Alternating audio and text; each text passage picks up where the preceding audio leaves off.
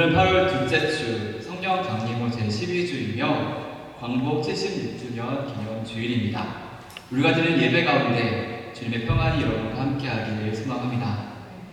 누군가 제게 목사님도 괴로운 적 있으셨나요? 그래도 신앙으로 다 이겨내시죠? 라고 물으신다면 손목 스냅을 달아요. 찬양 제목처럼 몸만 다해 등짝 스매싱을 날릴 것 같습니다. 성령을 두 눈으로 볼 수 있게끔 말이죠.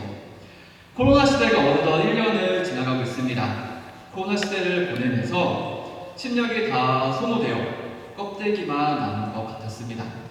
항상 자신감 있게 살아왔던 저에게 저는 안 그럴 줄 알았는데 한없이 무기력해지고 또 심하게 우울해지곤 했습니다. 여러분들은 안 그러셨나요? 저만 그랬나요?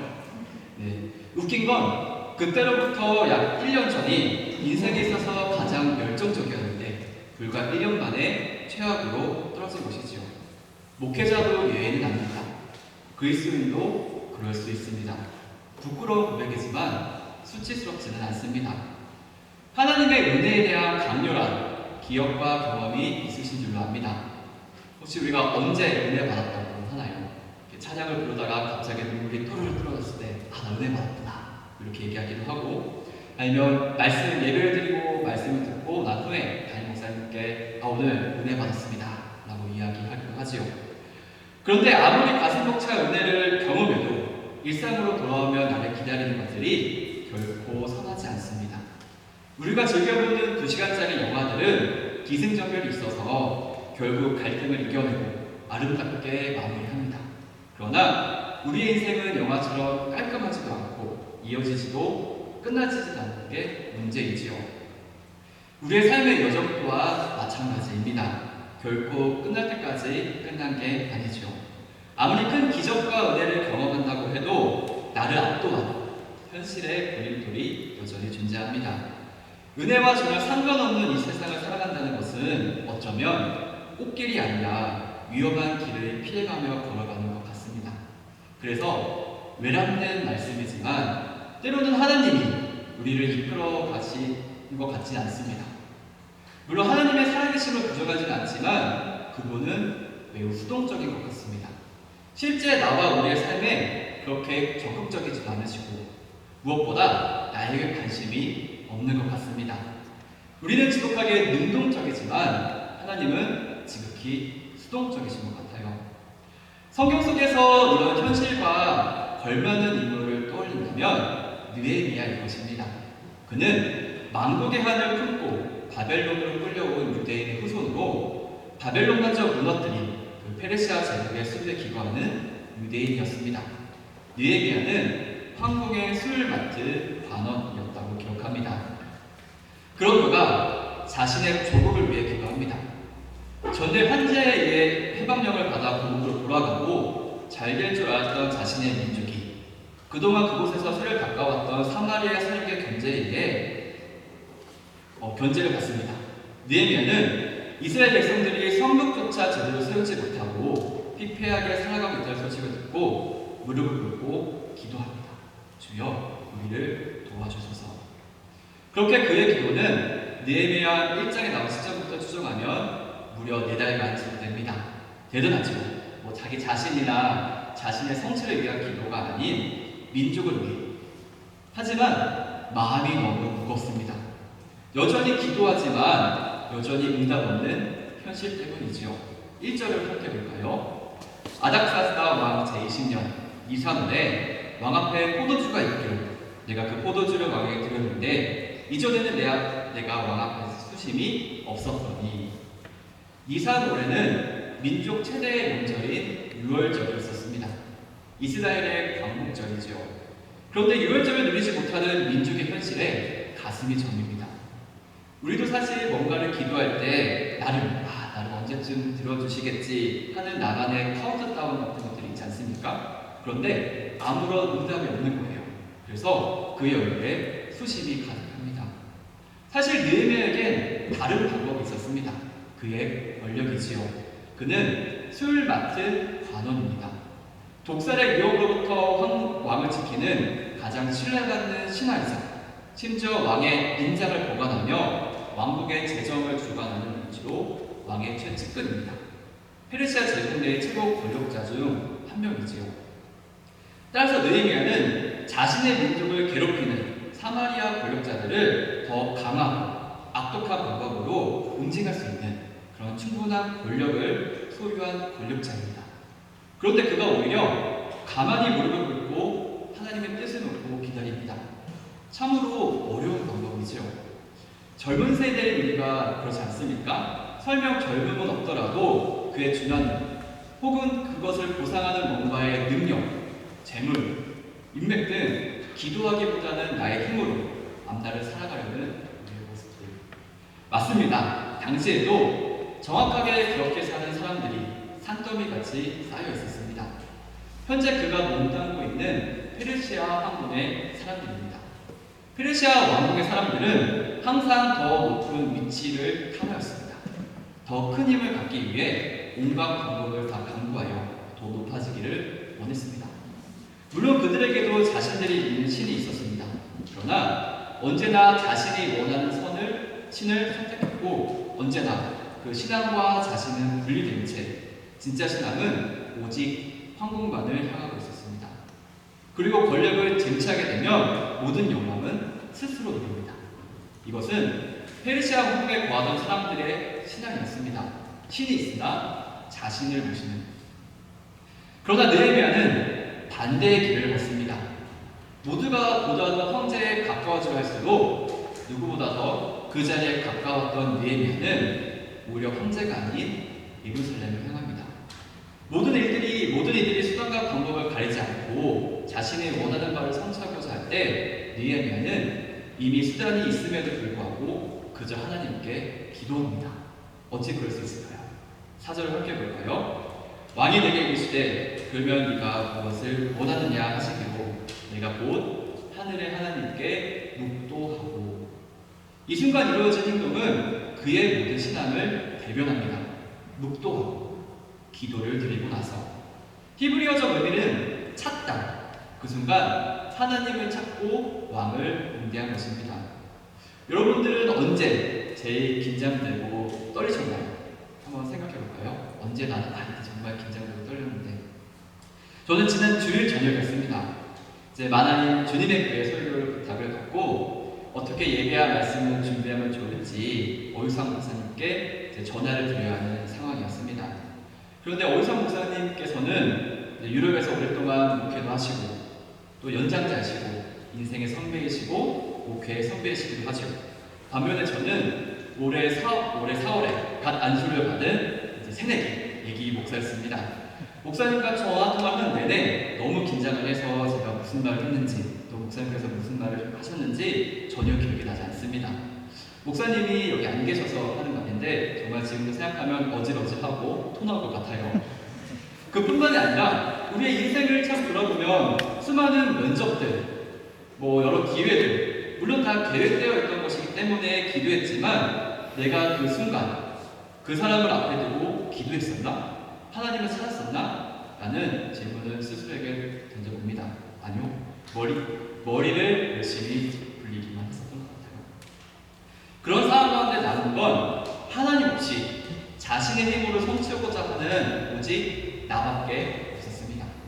한 번 더 여러분들에게 물어보겠습니다. 여기 청년분들이 많이 계신데 앞에 연예인 수지가 있다면 하나님 찾으실 수 있으실까요?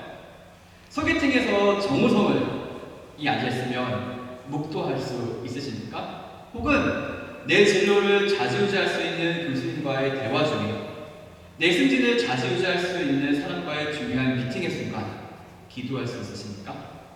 나를 좌지우지할 수 있는 그들보다 더 크시고 강하신 하늘의 하나님을 진정 찾으실 수 있습니까? 하나님을 묵도할 수 있습니까? 젊음은 우리에게 큰 에너지를 줍니다. 자기 확신을 선사하지요. 그래서 젊음은 조용히 뒤를 뒤돌아보기보다는 앞만을 바라보게 합니다. 그것이 미래지향적인 젊음의 패기이고 삶에 강한 고민이지요. 하지만 이 젊음은 동시에 하나님을 찾기보다는 하나님을 배제하는 도구로 작용합니다. 자신이 자기 삶의 주인이 되게 유도합니다. 일생일대의 길을 쫓아 살아가는 우리들에게, 더 높은 곳, 성공의 자리를 찾는 우리들에게 이러한 기회가 찾아왔을 때 우리는 결코 하나님을 찾을 여유와 마음이 없습니다. 느헤미야는 어떻게 했을까요? 8절을 함께 볼까요? 또 왕의 상임 감독 아사랴에게 조서를 내사 그가 성전에 속한 영문의 문과 성곽과 내가 들어갈 집을 위하여 들보로 쓸 제목을 내게 주게 하옵소서 하매 내 하나님의 선한 손이 나를 도우심으로 왕이 허락하고, 내 하나님의 선한 손이 나를 도우셨다는 고백이 이루어지기에 우리는 너무도 경험이 없고 미숙합니다. 행복을 원하시지요? 저는 여러분이 모두 행복했으면 좋겠습니다. 그런데 행복이란 결코 상황이나 조건에서 오는 것이 아닙니다. 외부적인 환경과 조건으로 내 행복이 결정된다면 그것은 진정한 행복이 아니겠지요. 그 이전에 내가 어떤 사람이냐가 중요합니다. 하지만 이것은 세상에서 말하는 자기 개발의 한계를 넘지 못합니다. 그리스도인들이 추구해야 하고 누릴 수 있는 참된 행복은 선한 손으로 도우시는 하나님께 온전히 의존할 때 가능합니다.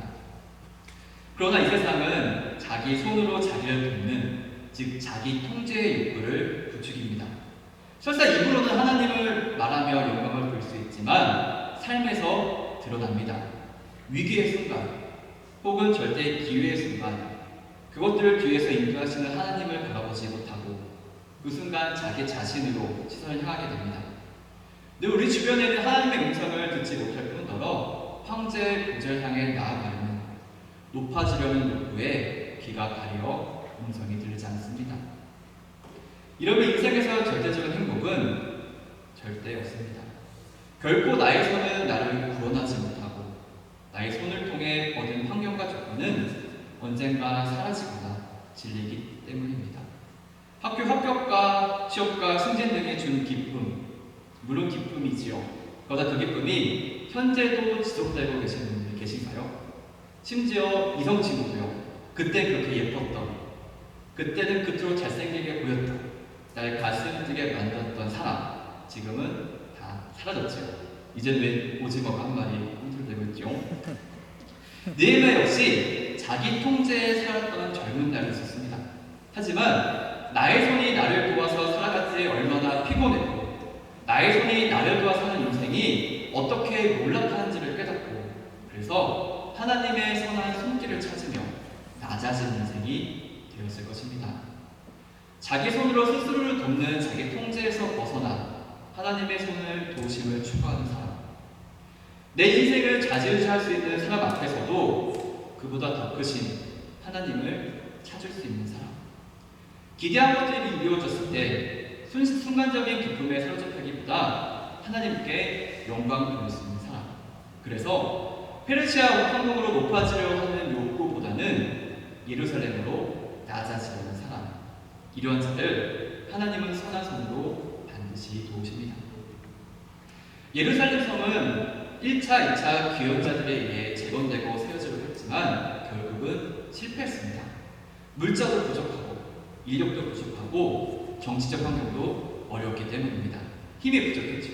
하지만 하나님의 손이 도우시니 공사 중간의 최대 권리부족이었던, 동시에 문제 해결의 마스터키인 황제를 움직여 역사하십니다. 황제의 마음을 움직여서 느헤미야를 통해 물자를 공급케 하시고 군병을 거닐 수 있도록 조치하여 인력을 공급합니다. 조선을 방문하여 그 지역 유지들의 흑암으로부터 보호케 하십니다. 놀랍지 않으신가요? 만약 느헤미야가 뭔가 자신의 손을 했다면 뭔가는 이루어졌을 것입니다. 하지만 그 이상은 어떨까요? 상상할 수 있는 그 이상의 일은 오직 하나님께서 일하실 때입니다. 사실 얼마나 급했을까요? 왕국으로 돌아갈 기간이 정해져 있습니다. 하지만 서두르지 않습니다. 하나님의 손길을 그저 묵묵히 기다립니다. 또 얼마나 열정으로 불탔을까요? 하지만 예루살렘에 도착 후 3일 동안 아무것도 하지 않습니다. 아마 사람들의 말을 경청하고 또 고민도 함께 나누고 또 1차, 2차 귀환의 역사들을 살펴볼 것도 한데 아무것도 하지 않습니다. 12절을 보면 내 하나님께서 예루살렘을 위해 무엇을 할 건지, 내 마음에 주신 것을 내가 아무에게도 말하지 아니하고 밤에 일어나 몇몇 사람들과 함께 나갔으니 내가 탄 짐승에는 다른 짐승이 없더라. 내가 예루살렘을 위해 무엇을 할 건지 내 마음에 주신 것을 아무에게도 말하지 않고 우선 그저 형편을 둘러봅니다. 그리고 충분히 파견 총독으로서 권한이 있었음에도 불구하고 함부로 지시하지 않습니다. 사람들을 의식하지 않는 밤중에 조용히 현장을 돌아봅니다. 그리고 이렇게 말합니다. 18절이지요. 또 그들에게 하나님의 선한 손이 나를 도우신 일과 왕이 내게 이른 말씀을 전하였더니 그들의 말이 일어나 건축하지 않고 모두 힘을 내어 이 선한 일을 하려 하네. 사람들과 대화하며 그들의 마음속에서 공동체의 회복에 참여할 수 있도록 불길을 일으켜주시고 그들이 함께 세우겠다고 스스로 자원합니다. 페르시아 황궁에서 예루살렘으로, 예루살렘에서 무너진 성벽으로, 총독의 자리에서 공동체의 일원으로 끊임없이 낮아짐의 자리에 길을 걷습니다.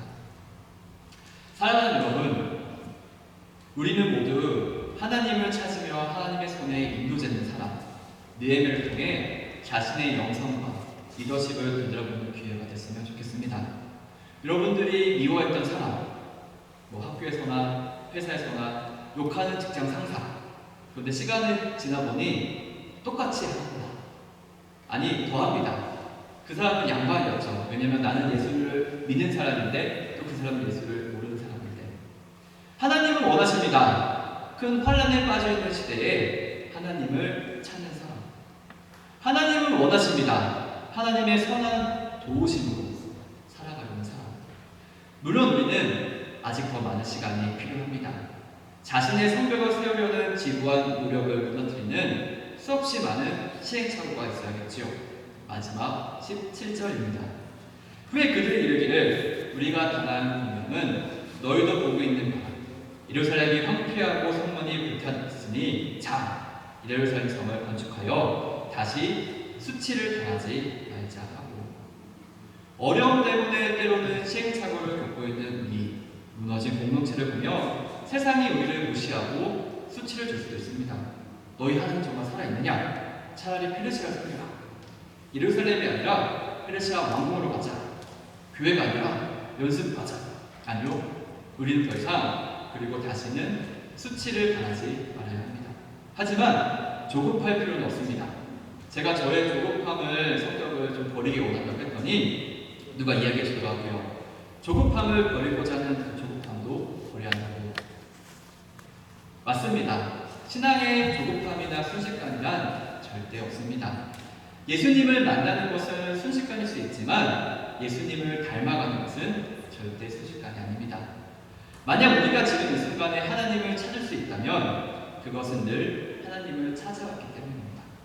지금 이 순간 내리는 나의 선택은 마침 내가 잘 생각해서 내린 결론 같지만 과거 내 삶의 선택들의 총알이 지금 드러났을 뿐입니다.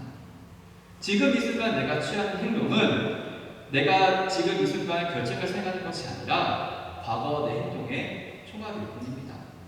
오늘 내가 이 순간 기도할 수 있는 것은 과거 내 기도의 총합일 뿐입니다. 어쩌면 느헤미야의 기도는 4개월간 이어진 것이 아니라 그의 기도는 지난 40여 년간 이어졌던 기도가 아니었을까요? 느헤미야가 왕 앞에서 그 순간 하나님을 찾은 것은 늘 하나님을 찾고 하나님의 손길의 도우심을 간구했던 것이 아니었을까요? 모든 이들이 황제의 보좌를 향해 길을 선택할 때 예루살렘으로 가는 길을 선택할 수 있었던 것도 늘 삶의 이유와 목적이 하나님께 보존되어 있었던 것은 아니었을까요? 저는 보고 싶습니다. 날마다 하나님을 찾으며 동시에 맞아주며 서로 섬기며 세워주는 그리스도인들. 이러한 이들이 샘솟듯이 솟아나서 마치 예루살렘 성벽과 문이 불타버려서 쓰러진 것처럼 쓰러져 가는 이 민족을 다시 세우고 세상으로부터 수치를 당하고 있는 교회를 다시 세워나가고 그리고 무엇보다 이 주님의 교회가 아름다운 유산을 지키며 과거를 넘어서 더 아름답게 세워나가길 간절히 원합니다. 하나님께서 선한 손길로 도우시는 그 위대한 역사를 보고 싶습니다. 하나님의 선한 도우심으로 날마다 느끼며 하나님의 때, 하나님의 열정으로 하나님의 나라를 세워나가는 그리스도인으로 가득 찬 이곳 되기를 간절히 축복합니다. 함께 기도하겠습니다. 언제나 우리 곁에서 지켜보시는 하나님 아버지, 우리는 부족하고 연약함에도 주님의 자녀 삼아주시고 그 손길로 따뜻하게 품어주시니 감사를 드립니다. 세상의 기준과 판단으로 인해 검게 어진 우리의 모습들을 다시금 주님 곁으로 인도해 주시니 감사를 드립니다.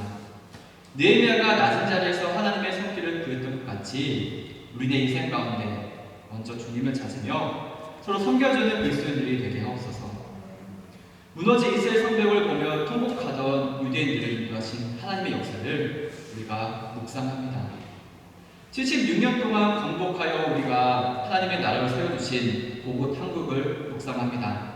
하나님, 이 땅 가운데 하나님 나라와 민족을 다시 세우고 세상으로부터 수치를 당하고 있는 교회 공동체들, 무엇보다 이곳에 세우신 주님의 교회 공동체가 아름답게 세워나가길 원합니다. 때로는 느리고 눈에 보이지 않을지도 모릅니다. 그러나 하나님, 저희들의 삶 속에서 언제나 동행하신 하나님을 기억하며 주님의 뜻이 이루기까지 기도하기를 멈추지 않는 저희들이 되게 인도하여 주시옵소서.